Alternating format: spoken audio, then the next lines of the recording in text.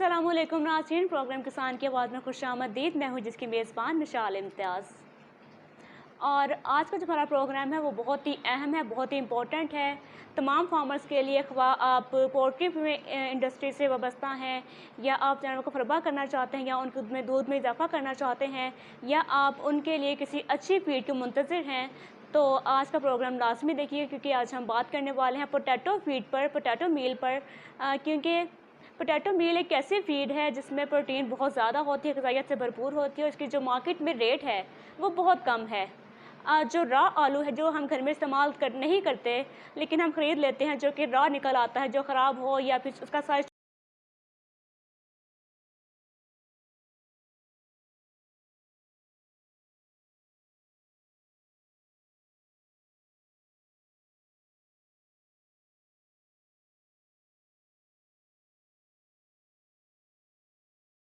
Okay जी। अस्सलामुअलैकुम, programme किसान की आवाज़ में खुशामदीद। मैं हूँ जिसकी मेज़बान मिशाल इम्तियाज़। और हमारा आज का प्रोग्राम बहुत ही इम्पोर्टेंट है उन व्यूअर्स के लिए जो कि फ़रबा करते हैं जानवरों को और उनके दूध में इजाफ़ा करना चाहते हैं, क्योंकि आज हम बात करने वाले हैं पोटैटो मील पर। पोटैटो मील एक ऐसा मील है जो जानवरों को फ़रबा करने के लिए और उसका दूध में इजाफ़ा करने के लिए इस्तेमाल किया जाता है। और इसी वजह से आज मज़ीद बात करने के लिए हमने एक मरतबा फिर दावत दी है डॉक्टर मसूद परवेज़ साहब को। उनसे हम बात करेंगे और जानेंगे कि पोटैटो मील कैसे बनाया जाता है और इसके फ़ायदे क्या हैं। अस्सलाम वालेकुम डॉक्टर साहब। जी डॉक्टर साहब, कैसे हैं आप? जी डॉक्टर साहब, सुना है कि आलू ना सिर्फ दूध बढ़ाने के लिए बल्कि जानवरों को फ़रबा करने के लिए भी इस्तेमाल किया जाता है। आपकी क्या राय है? जी मिशाल, ये बहुत अच्छा सवाल किया है। हमारे यहाँ बेशुमार अज़ा मौजूद हैं, ऐसे रिसोर्स मौजूद हैं जिनको अगर हम काबिल अमल बना लें, तो मेरा ये ख़्याल है कि हम जो अपनी खुराक की कमी है उसको भी पूरा कर सकते हैं, और ना सिर्फ खुराक की कमी बल्कि उनके रेट में जो है वो कमी ला सकते हैं, और अल्टीमेटली फिर हमारा जो गोश्त और दूध है वो सस्ता पैदा होगा, और हम दूसरे मुल्कों को एक्सपोर्ट भी कर पाएंगे, और अपने मुल्क में भी सस्ता दूध और गोश्त दोनों मुयस्सर कर पाएंगे। तो आलू एक ऐसी चीज़ है जो आप देखें तो एक आलू वो है, जैसे लेडी रोज़िटा है कि जो चिप्स वगैरह में इस्तेमाल होता है, और एक वो आलू है जो हम घरों में इस्तेमाल करते हैं, और एक तीसरी किस्म है जिसको कहते हैं गोली आलू। वो छोटा छोटा होता है, जिसको काट के आप घर में नहीं खाते, और वो ज़ाया हो जाता है, उसमें से अक्सर ज़ाया हो जाता है, और बाकी जो है वो 1-2 रुपए किलो मिल जाता है। अब इस आलू को अगर प्रोसेस कर लिया जाए फॉर एनिमल फीड, तो ना सिर्फ ये एक सस्ता सोर्स ऑफ फीड बन जाएगा, इसका एक और भी है कि इससे कुछ और प्रोडक्ट्स भी बन सकती हैं। तो फ़िलहाल जो है मैं इस पे बात करूँगा जो एनिमल फीड से रिलेटेड है, कि इसमें टोटल कार्बोहाइड्रेट्स होते हैं। इसमें जो है वो फाइबर नहीं होता। जो इसमें छिलका है उसमें थोड़ा बहुत फ़ाइबर होता है, और अगर छिलका रिमूव कर दिया जाए तो इसमें फ़ाइबर ज़ीरो हो जाता है। और प्रोटीन भी जो है इसके छिलके में ज़्यादा है। अंदर सारी स्टार्च है, और वो स्टार्च मकई से ज़्यादा ताकतवर है। अब आप उसको अगर प्रोसेस करके ड्राई कर लें, तो ये आपको शायद कोई 12-13 रुपए किलो पड़ेगा, और या शायद इससे भी कम। हमें ज़रा 12-13 रुपए किलो पड़ता है, और हम आगे जो है पैकिंग के बाद इसको 16 रुपए किलो बेचते हैं। आप अपने घर पे ये बना सकते हैं। आपके घर पे अगर ये फसल मौजूद है तो फार्मर अपने घर पे ये काम कर सकता है।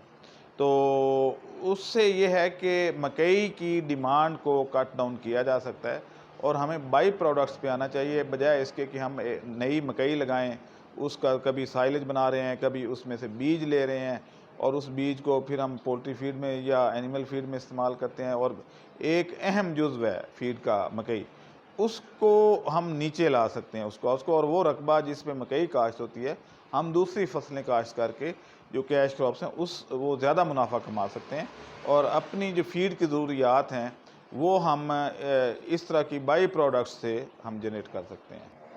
जी डॉक्टर साहब, मेरा आपसे सवाल ये है कि आलू के कितने प्रोडक्ट्स हैं जो फार्मर्स घर पर बना सकते हैं? जी, इसके वैसे तो कई और प्रोडक्ट्स भी हैं, लेकिन जो फार्मर अपने घर पे बना सकता है वो दो हैं। एक तो एनिमल फीड में इस्तेमाल है या पोल्ट्री फीड में, ये एक ही प्रोडक्ट गिनी जाएगी। दूसरी प्रोडक्ट जो वो घर पे बना सकता है, इसका छिलका अगर उतार ले और इसको गीले को ही पेस्ट बना के उसको ड्राई कर लिया जाए और दोबारा अगर इसको चाइना चक्की में पीस के तो पाउडर बना ले, तो डैट इज़ कॉल्ड स्टार्च। और स्टार्च जो है वो कई चीज़ों में इस्तेमाल होती है। मसलन आप अगर इन्फीरियर क्वालिटी स्टार्च है तो आप कपड़ों में, टेक्सटाइल में इस्तेमाल करते हैं। आपने देखा होगा कि कलफ लगाने के लिए जो चीज़ इस्तेमाल होती है वो स्टार्च ही होती है, और वो आम तौर पे मकई या चावल या फिर आलू से बनी होती है। एक होती है फूड ग्रेड स्टार्च, जो कि हम अपने जूसेस वगैरह या जैम, जेली और इन चीज़ों में स्टार्च का इस्तेमाल करते हैं। ये स्टार्च जो है बेसिकली उसको थोड़ा सा गाढ़ा करने में इस्तेमाल होती है।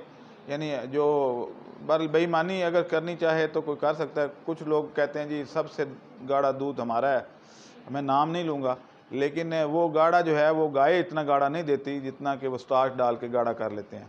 तो लेकिन इसका साइड इफ़ेक्ट नहीं है, स्टार्च डाइजेस्ट हो जाती है।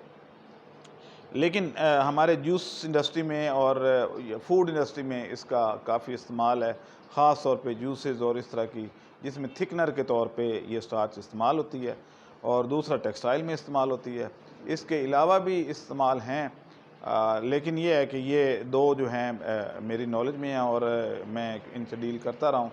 तो ये दो चीज़ें जो हैं वो मैंने तरीका भी बता दिया है कि पहले आपने पोटैटो को जो है वो स्लाइस करना है उसका, या आप पेस्ट बना लें, पेस्ट को ड्राई कर लें और उसके बाद ग्राइंड करें, फ़ाइन ग्राइंडिंग 200 मैश साइज़ पे जब आप कर लेते हैं तो that is very fine, like talcum powder, जो आप मुंह पे पाउडर लगाते हैं इस तरह का पाउडर बन जाएगा। और उसको फिर आप फूड में या कहीं भी सेल कर सकते हैं, और नहीं तो टेक्सटाइल वालों को दे दें, वो आपके अच्छे बायर हैं।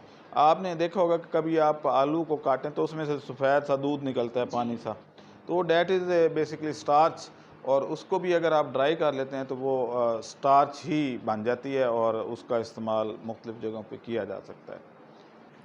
आलू को प्रोसेस किस तरह किया जाता है? जी मिशाल, इसको प्रोसेस करने का तरीका मैं आपको बता देता हूँ। आपने सबसे पहले जो छोटे साइज़ का आलू है उसको आपने धोना है, वॉशिंग करनी पड़ती है। उसके बाद डी पीलिंग कहते हैं, डी पील मीन के उसका छिलका ऊपर से वो आप उतार लेते हैं, जैसे ये लेज़ वाले करते हैं या दूसरे चिप्स बनाने वाले, तो उससे छिलका आपका उतर जाएगा। और आप उसको उतारने के बाद उसको आप क्रश कर लें अच्छे तरीके से। उसके बाद सन ड्राई करना चाहें या हॉट एयर ड्राइंग के ज़रिए आप उसको ड्राई कर लें। जैसे ये आपकी खाद बनाने वाली फैक्ट्रियाँ हैं छोटी छोटी, जो सिंगल सुपर फास्फेट बनाती हैं, इनके पास ड्रायर वो होता है। इसी तरीके से और जो कंपनियाँ हैं वो भी ड्रायर यूज़ करती हैं। तो आप हॉट एयर ड्रायर यूज़ करेंगे। जब वो ड्राई हो जाए तो देन आप उसका वो बना सकते हैं पाउडर, और पाउडर बना के 200 मैश साइज से जाली से आप उसको निकाल लेंगे, तो अगर कोई उसमें ग्रेन्यूल होगा तो वो अलहदा हो जाएगा, और फाइन पाउडर जो है उसको आप कलेक्ट करके तो पैक कर लें। दिस इज़ इजी वे कि आप स्टार्च ले लें। और अगर आपने एनिमल के लिए इस्तेमाल करना है तो फिर आपको स्लाइसिंग की ज़रूरत होगी।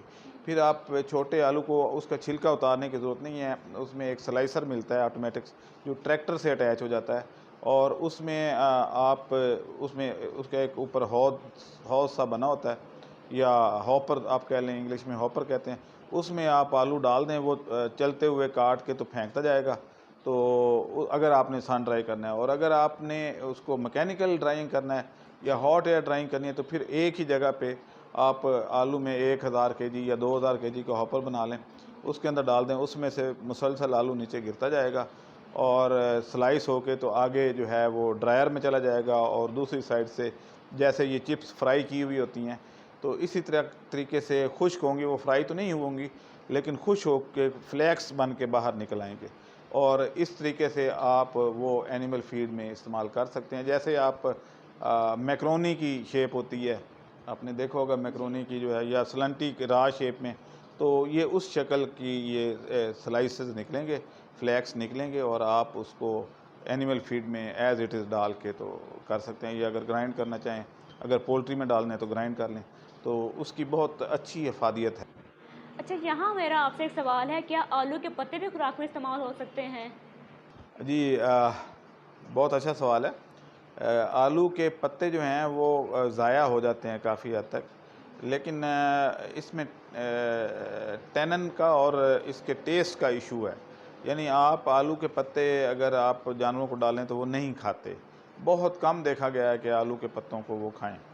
लेकिन इसमें ऊँट और जो अफ़गानी भेड़ें हैं या दुम्बे हैं, वो इसको खा जाते हैं और शौक़ से खाते हैं। तो उसमें जो है वो हमारे यहाँ क्योंकि मूंगफली का जो पौधा है वो भी एक्सपोर्ट हो रहा है, और सरसों का जो रेजिड्यू है वो भी, और तूड़ी भी, और सारा कुछ। तो उस सूरत में जो यूएई है या मिडल ईस्ट के ममालिक जहाँ पे ऊँट बहुत ज़्यादा हैं, वहाँ पे आलू के जो पौधे हैं उनको ड्राई करके तो वहाँ पे एक्सपोर्ट किया जा सकता है, क्योंकि ऊँट इसको खा जाते हैं और अच्छे तरीके से डाइजेस्ट कर जाते हैं। तो इसलिए ये एक तीसरी एक वैल्यूएबल प्रोडक्ट बन सकती है। आल्दो कि हमारे यहाँ उसका इस्तेमाल 2-3% से ज़्यादा नहीं करना चाहिए, क्योंकि डेयरी एनिमल इसको लाइक नहीं करते, लेकिन ऊँट जो है इसको लाइक करता है और खाता है।